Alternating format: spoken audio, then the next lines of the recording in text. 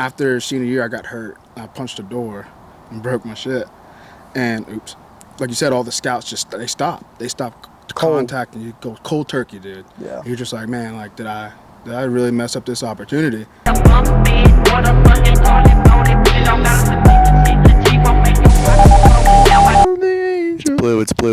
blue. Beautiful. Well, let's go ahead and start off with like intros and everything like that. Kolton Ingram. Do I need to say anything else? Back on the SOS podcast with DeMonte and Ingram over here. He's training with us this off season. He's been throwing with Bergen and working out a bunch. There's Bergen over there, and there's Tampa Bay, featuring Tampa Bay.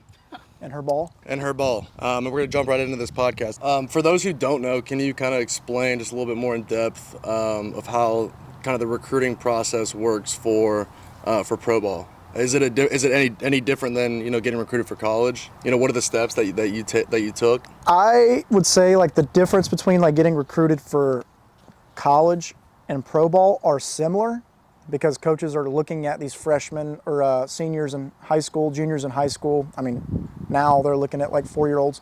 15-year-old just signed yesterday to Georgia. Yeah, I mean, that absolutely blows my mind. I couldn't imagine what I was doing at 15. Right. They probably Talk laughed. about the ego you'd get from that. Oh yeah. Oh yeah, my head would have been a balloon. I would say that they look at potential, right? They look at potential going into college. How big can I get this guy? How hard can this guy throw?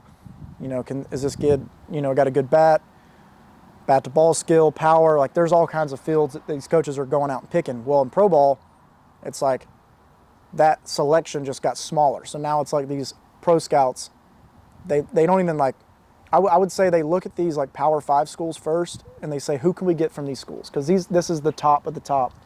And they plug holes that the big league team needs. So it's like they have different levels, obviously, than college, and so they can get these guys. Or like my system specifically, we were like, okay, we lack pitching, right? So my team went out and got 20 pitchers. Right. So some starters, some relievers, and like their thought process is like if 6 of these guys hit, that was a very successful draft. And they're plugging starter holes, relieving holes, and then this year they went with, we need a shortstop. Right. We need a first baseman. We need like these hitters. And so they go to these schools and they're like, who's the best hitter that we can take? And then once they get in the system, that's when things get a little different, and that's when development starts. And like, okay, like we saw your bat to ball skill, now let's increase his power. Or like we saw that his fielding ability was really good, let's teach him how to hit. Right. So like they go out and they get specifics. Right. College, I feel like they go out and get like athletes. Because I had a really weird recruiting process. 'Cause, backing off of like what you said, mine was a little bit different because, like you said, you didn't have a lot of offers probably, coming out of high school, right? Yeah. Like I had quite a few, like a lot. And then like the draft was coming up, and I had a couple. I don't know, maybe like 14, 15 teams like contact me. Had a couple interviews at home, but like it was such a different like process, like you said. It's like, as a 17, 18-year-old kid, you're thinking like, oh, my life could change tomorrow, And obviously college was my college process was different because I didn't have the grades to like go anywhere really. So like I had to go junior college route, but having those teams every day check in on you. Like, hey man, how's the season going? Blah blah blah. How's life? Yeah. And it's like, dude, like I'm just trying to play baseball every day. You know what I'm saying? And going to school every day. It's just it got to a point where, for me, I started thinking like, do I really care about going to college? It got to that point because I knew I didn't have the grades to go. I knew I didn't have the want to go to college. Like my whole goal was, like everybody's goal was to play pro baseball. You know what I mean? It really set in like. After senior year, I got hurt. I punched a door and broke my shit. And oops, like you said, all the scouts they stopped. They stopped contacting you. Go cold turkey, dude. Yeah. You're just like, man, like did I really mess up this opportunity? And I got to play like I think the last season or the last game of the season. Came in and pinched hit, struck out 3 pitches, And that was like a point where I was like, man, I really messed this up. And it really did, because I didn't even end up not getting drafted just because, you know, I missed the whole second half of senior year, you know. And who knows what could have changed in that whole, like, process of making one bad decision, Right. you know. Oh, yeah. And it messes up everything. But I did have the chance to, like, make it up to myself, you know, going to college. But, Dude, college ain't for everybody. oh, dude. It really isn't. Like, It's- I've seen so many guys, like good baseball players, like flame out. Yeah. Just because, like, the college part. Mm-hmm. Like, people don't realize that, like, when you sign to these, like, big SEC schools or, like, big D1, like, the colleges, people in junior year and sophomore year of high school are starting to apply to those schools now. Yeah. You know, because they have to have the grade. Like, those are legit schools. Like, those are hard to get into as a regular student. As an athlete, it helps. But, like, once you get there, like, you realize that, like, people have been preparing their whole life to get to that college, like non-athletics, Right. you know. So when you get into those classrooms and those professors that, like, with other students that have prepared their whole life, you realize it's like, I ain't here for just baseball. Right, Like, I can't be, right, because if I'm only here for just baseball, like, I'm not gonna make it very long. you won't even play. Right. You know, like I got into a smaller college. I graduated high school with a like 3.7, 3.6 GPA, respectable, not like super high. I got a like 30 on my ACT. Oh, my God. Like, I was like, you know, doing pretty good. And then I get into my freshman year of college and get put on academic probation. Huh? Yeah. Really? What do you think it was? You know, kind of the different. I know, like, you know, getting into college, it's like you have a lot more time on your hands. You got to be a lot better with your time management. That kind of helps you mature, but it also can really mess you up too. Oh, yeah. Just like you're saying, you know. I just wasn't very, I was very easily persuaded. I'll put it that way. I wasn't staying true to who I was as a person, morally, ethically. Just, if someone had an opportunity to party and drink, I was there. Right. You know, like, Yeah. I felt like I was going to be looked down upon if I had said no. Right. You know, because I'm the Yeah. freshman. Yeah. Here's the seniors on my team. Right. The seniors are like, they got 2 classes a semester. You know, like, they're in the major they love, I'm in, like, chemistry. You know, and, like, I got to grind. And, like, but I don't want to say no to these, like, you know, so I was just all over the place with drinking, and, like, I was staying up to like 5 a.m. writing papers when I really could have wrote it at, like, you know, 6 p.m. Right. Just all kinds of stuff that I just procrastinated. Ended up, like, doing really bad on the assignments. Well, like, no shit, I stayed up till 6 a.m. Right. writing this thing the night before. So it was just like, I didn't, like you said, manage my time very well.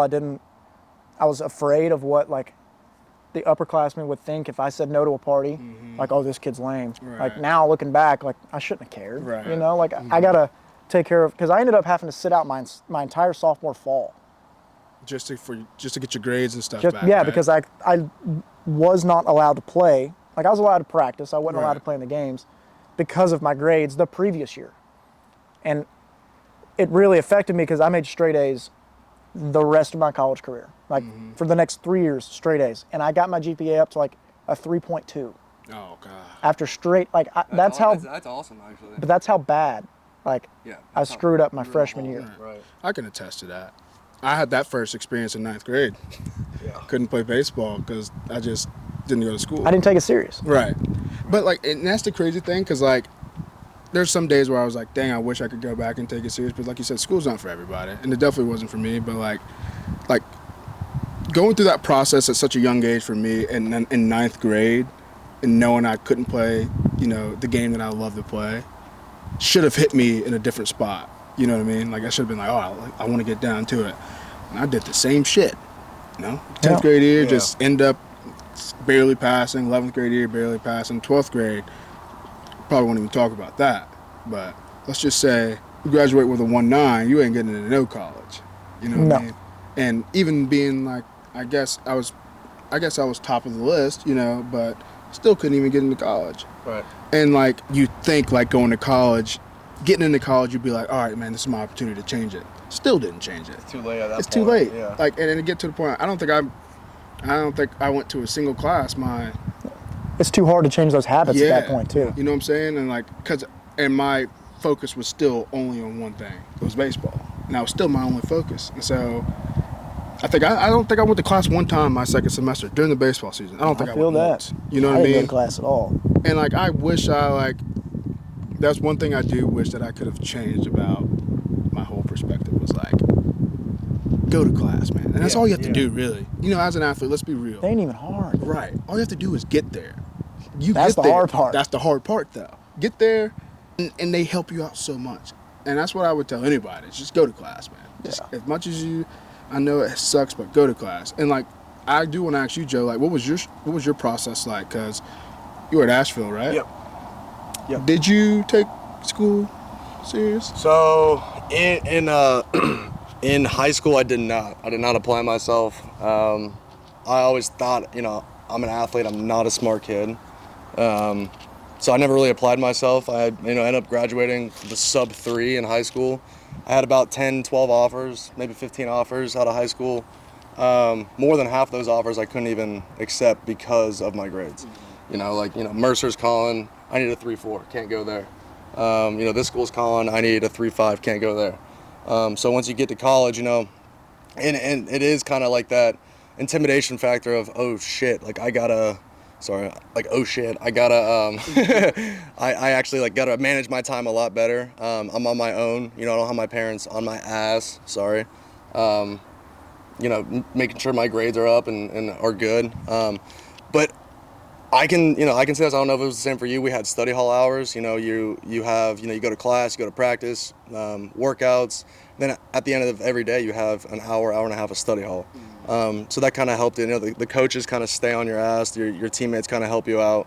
And then there's also, from the other side, there's that intimidation factor of if I don't get good grades, I'm not going to play. And that's the whole reason why I came to this school is because I want to play baseball.